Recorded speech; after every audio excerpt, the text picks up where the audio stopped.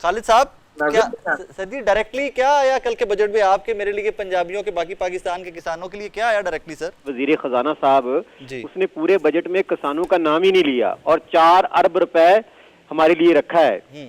तो हम हैरान थे कि हम तो बड़ी इस वक्त सोच रहे थे कि क्लाइमेट चेंज है, जो उसकी तब्दीली की वजह से हमारी फसलों की एवरेज कम हो गई है, उस पर कोई हमारे लिए बड़ा सा पैकेज लेके आएंगे। सीड हमारे पास खत्म हो गए हैं। हमारे पड़ोस के मुल्क में जो हमारी कॉटन जो है ना इस टाइम 15 मन एकड़ है, पड़ोस में 70 मन एकड़ है, श्रीलंका में आप देखें 80 मन, यानी कि हर तरफ से हमारी जो है ना चीजें कम होती गई, क्योंकि हमें सीड खालिद नहीं भी मिल एक रहा सेकंड था, एक सेकंड एक फर्टिलाइजर हम सेकंड एक डाल सेकंड नहीं खालिद सकते। साहब, खालिद साहब जी एक सेकंड। एज पर माई इंफॉर्मेशन, इस बजट से 3-4 दिन पहले किसान रहनुमाओं से वजीर आजम साहब ने जूम पे कोई मीटिंग की थी, क्या आप उसका पार्ट थे? जी जी बिल्कुल नहीं थे। वो पता नहीं कौन से किसान लीडर थे, मुझे तो पता नहीं। किसान इत्तेहाद को हम चलाते हुए काफी अरसा हो गया जी। नहीं, आपसे, आप उस मीटिंग का हिस्सा थे या नहीं थे? नहीं थे जी। ओके, लेकिन मेरी इंफॉर्मेशन ये है कि कुछ किसान रहनुमाओं से वजीर आजम साहब ने 3-4 दिन पहले बजट से पहले कोई जूम पे मीटिंग ली थी और उसमें जो अपने तमाम होते हैं उनसे खदशात कर लेते रखे हैं ना। गए उनकी खिदमत में, उसके ऊपर अमल दरामद हुआ कि नहीं हुआ, मुझे वो बताइए। सर जी हमें कोई पता नहीं किससे बात हुई है, लेकिन अमल दरामद ये है कि पिछले सिर्फ 4 अरब रुपए रखा है किसानों के लिए। बड़ा और है, पूरी बड़ा है। स्पीच 2-2, में 4-4, 10-10 रुपए सारे किसानों को आ जाएंगे, और क्या रखें आप कर मेरे लिए?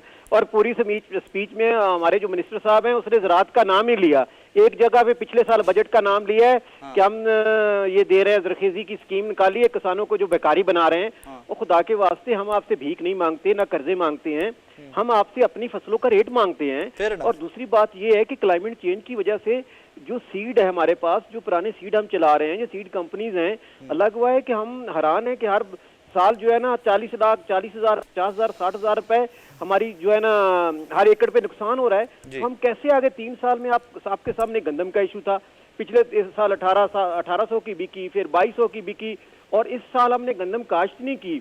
गवर्नमेंट पंजाब जो है वो घरों पे छापे मार रही है, गिरफ्तारियां कर रही है कि आप अपने घर से गंदम निकाले। और आज गंदम का रेट 4200 रुपए है, तो अभी 1 महीना हुआ है गंदम आई हुई, तो 11 महीने बाद क्या करेंगे कि गंदम कितने की बिकेगी, मिलेगी इनको? हम इंपोर्ट करेंगे सर।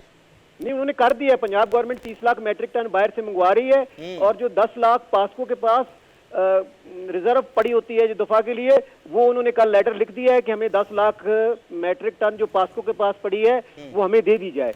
अरे भाई, किसान 2 साल आपकी मिन्नतें करता रहा, रोडों पे गंदम बिकी, कोई खरीदने वाला नहीं था, अपीलें करता रहा। आपने कहा जी EWR सिस्टम के तहत खरीदेंगे, अभी उन्होंने कहा जी मैंने 3 प्राइवेट कंपनीज हैं उनको हमने पैसे दे दिए, वो खरीदेंगे। अलग हुआ है कि जो सीड के लिए बीज रखा था ना, वो भी पुलिस जाती है, पैराफोर्स जाती है, घर पे छापा डाल के किसानों को ले आती है। अच्छा, मुझे एक बताइए कि ये जो छापा मार के रिकवर करते हैं, इसका रेट देते हैं किसानों को? अपनी मर्जी का। कैसा जुल्म है भाई कि अपनी मर्जी का रेट देते हैं, उगाएं आप और रेट पे पैराफोर्स वाले तय करेंगे। वाह भाई वाह। हाँ जी, पैराफोर्स। और उनके मुकाबले में आप देख लो चीनी माफिया, जिन्होंने गन्ना 280 रुपए का लिया है, और पिछले 3 साल पहले गन्ना 400 रुपए मन था, इस साल 280 रुपए मन था। 3 साल पहले कॉटन 9,000 की थी, इस साल हमने 6,000 की बेची है। पिछले साल मकई 4 साल पहले 3500 की थी, इस अभी 2200 की बेच रहे हैं। 4 साल पहले आलू 25 रुपए किलो था, आज हमने 2 रुपए किलो बेचा है, बल्कि आधा आलू हमने जमीनों में वैसे हाल जला दी क्योंकि इतना अखराजात आ रहा था, बाहर में निकाल के हमें फायदा ही नहीं हो रहा था। अनबिलीवेबल। ये तो ज़राअत का हाल है। ज़की एजाज साहब, ये खालिद बाट साहब की गुफ्तगू जो है ना, ये प्लीज मेरी आपसे दरखास्त है, खालिद भाई की मेरी आवाज तो शायद कोई ना सुने, जफर साहब आपसे भी, ज़की एजाज साहब आपसे भी मेरी दरखास्त है, अल्लाह का वास्ता जब भी वजीर आजम साहब या वजीर खजाना साहब से मिलते हैं तो किसानों के हाल उनको बताइएगा। मैं खुद एक छोटा सा किसान हूं, आई कैन सेकंड हिम, मैं उनको I can vouch for him कि जफर साहब वो बुरे हालात हैं किसानों के और कोई बंदा बात करने को रेडी नहीं है। भाई ये अब नए नए फैशन हो रहे हैं। हम लोग, मैं खुद स्टॉक एक्सचेंज का डायरेक्टर रहा हूँ, पाकिस्तान स्टॉक एक्सचेंज का एक्स डायरेक्टर हूँ। हमने एक डिसाइड कर लिया था कि इस दफा हम कोई सजेशन देंगे नहीं, हमें इनको कहेंगे कि हमें कोई गुड न्यूज मत दो, कोई किस्म की गुड न्यूज नहीं दो, बस जैसे है ऐसे रहने दो, इसमें कोई नया पख मत डाल देना, यानी एक और इशू खड़ा नहीं कर देना। वही हुआ, कंस्ट्रक्शन वालों को खुशी थी, लेकिन वही के वो नहीं गाना था जुनैद जमशेद का, जरा मुस्कुराओ, थोड़ा सा मुस्कुराओ, उनको थोड़ा सा मुस्कुराने का करा, लेकिन उनके ऊपर 1%, आधे % का तलवार तो रख ही रहे।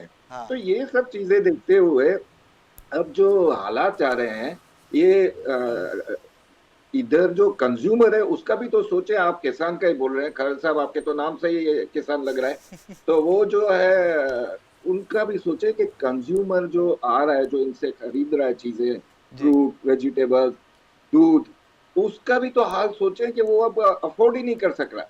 ठीक बात कई बड़े बड़े सुपर स्टोर कराची में इसलिए बंद हो गए हैं कि लोग नॉन एसेंशियल आइटम लेते ही नहीं है।